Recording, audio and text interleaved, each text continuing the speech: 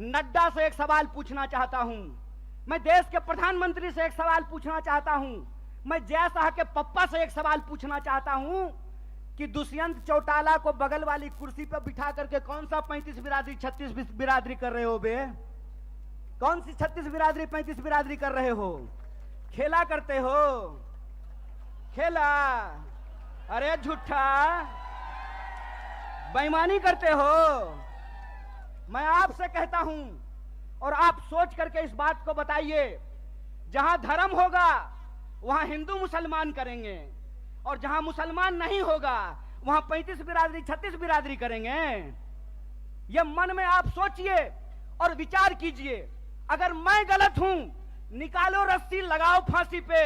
अगर तुम गलत हो तो लोकतंत्र में तुम्हारी बेईमानी का भी एक एक हिसाब लिया जाएगा। इस बात को याद रखना, इस बात को याद रखना कि इस देश के अंदर जब लोग न्याय की बात करते हैं, जब लोग अपने हक की बात करते हैं, जब किसानों की आमदनी दोगुनी करने की बात करते हैं, जब नौजवानों को 2 करोड़ नौकरियों की बात करते हैं, महिलाओं के सम्मान की बात करते हैं, इस देश में गरीबी को कम करने की बात करते हैं, तो आप उसको देशद्रोही बोलते हैं। और आपके बंटवारे की राजनीति में अगर कोई शामिल हो जाए, कोई धर्म के आधार पर देश को जो लड़ाने की राजनीति है उसका हिस्सा बन जाए, जो समाज को जात के नाम पे लड़ाने की राजनीति है उसका हिस्सा बन जाए, तो जब बाहर थे तो विरोधी थे और आपके बगल में आकर के बैठ गए तो माला पहनाते हो रे बेईमान।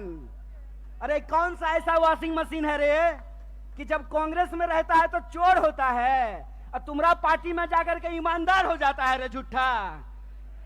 देश को ठगते हो, देश को ठग के बेईमानी करते हो। तो हमको एक सवाल का जवाब दीजिए। ये 35 बिरादरी 36 बिरादरी कहते हैं और नारा लगाते हैं सबका साथ सबका विकास। अगर सबका साथ सबका विकास नारा है तो हरियाणा में 35 बिरादरी 36 बिरादरी कौन कर रहा है? भाजपा इस सवाल का जवाब दे। ये सवाल मैं पूछना चाहता हूं, और मैं ये सवाल पूछना चाहता हूं कि हरियाणा के इस तरफ पानीपत में, सोनीपत में 35 बिरादरी 36 बिरादरी, यमुना जी के उस पार 35 बिरादरी 36 बिरादरी नहीं। बोलिए सोच करके, यहां वोट चाहिए, वहां वोट नहीं चाहिए, और वहां वोट चाहिए और यहां वोट नहीं चाहिए। नदी पार करते हुए ही बेईमानों का ईमान बदल जाता है।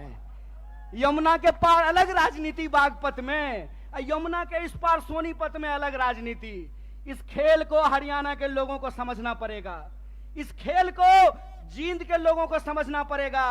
और याद रखिएगा, जब जब नींद से उठता है जींद, तब तब आती है हरियाणा में बदलाव और हरियाणा में आती है क्रांति।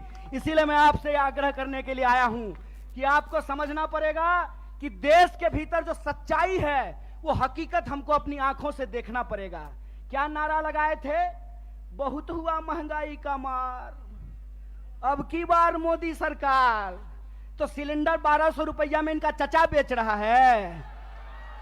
बताइए, पेट्रोल डीजल 100 रुपया लीटर मिल रहा है। नमस्कार, मैं हूं मानक गुप्ता।